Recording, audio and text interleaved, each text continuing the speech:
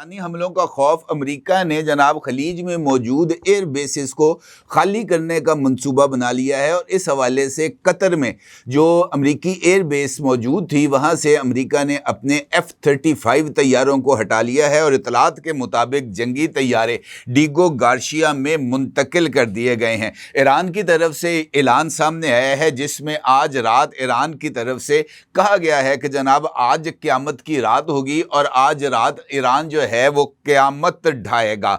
Iran की तरफ से दो टोक मौक़िफ़ का इजहार करते हुए कहा गया है कि असल जंग तो आज ही शुरू हुई है और आज दुनिया ईरान की हकीकी फायर पावर का मुशाहिदा करेगी। अब इस सूरत हाल में सवाल है और बहुत ही इम्पॉर्टेंट सवाल है कि ईरान की तरफ से और ख़ास तौर पर ईरान के सुप्रीम लीडर जनाब आयतुल्लाह अली ख़ामेनेई की तरफ से इस बात का इजहार किया गया है कि अब खलीजी ममालिक में ईरान जो है वो अमरीकी एयर बेसिस को निशाना बनाएगा, यानी अमरीकी असासों को हिट किया जाएगा। अब इस सूरत हाल में ये सवाल बहुत ही ज़्यादा अहमियत का है कि खलीज में अमरीकी असासे क्या हैं और अमरीकी असासे कहाँ कहाँ पर मौजूद हैं। इन अमरीकी असासों की नौइयत क्या है, कौन से अड्डे फ़ाल हैं और कौन से अड्डों से महज इंटेलिजेंस गैदरिंग ही की जा रही है। और सबसे अहम सवाल ये है कि चूँकि तमाम फ़ौजी अड्डे ख़ास तौर पर खलीजी ममालिक में मुस्लिम ममालिक के अंदर मौजूद हैं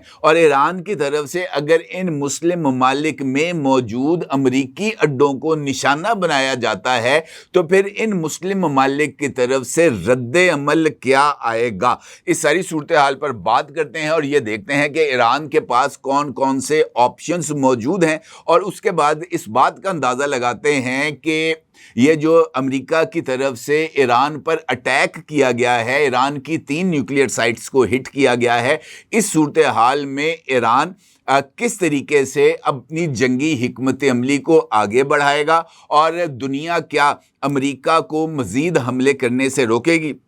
इम्पॉर्टेंट बात यह है कि मशरिक़ वुस्ता में अमेरिका ने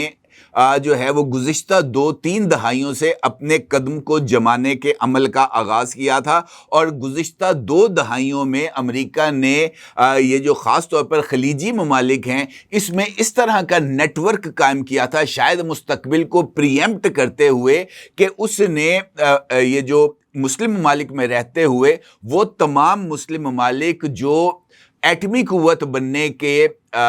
एटमी क़ुव्वत हैं या मुमकिन तौर पर एटमी क़ुव्वत बन सकते हैं, उनका नातका कैसे बंद करना है। और मशरिक़ वुस्ता में अमरीकी प्रेजेंस जो है वो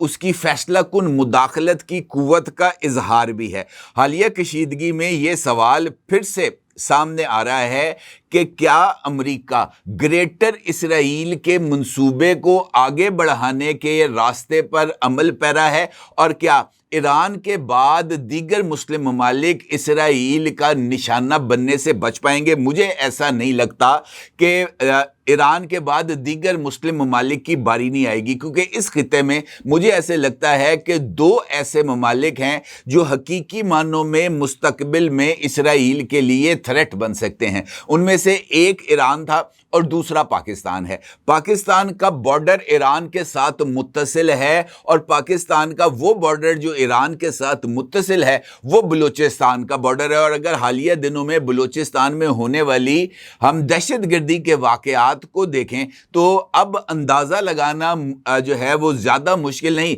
कि बलूचिस्तान में होने वाली बदअमनी के ताने बाने कहाँ से जाकर जुड़ते हैं। हालिया दिनों में ये बात भी हमारे सामने आई कि जिस मौके पर ईरान पर इसराइल का अटैक हुआ था उन्हीं दिनों में बलूचिस्तान के अंदर मुसाद की प्रेजेंस को भी रिकॉर्ड किया गया था और मुसाद ने रॉ के ज़रिए बलूचिस्तान में बदअमनी फैलाने का मंसूबा तैयार किया था ताकि ईरान के हक में पाकिस्तान की तरफ से किसी तरह की कोई सपोर्ट एक्सटेंड ना की जा सके। इसका मतलब ये है कि ये जो मुस्तकबिल का मंजरनामा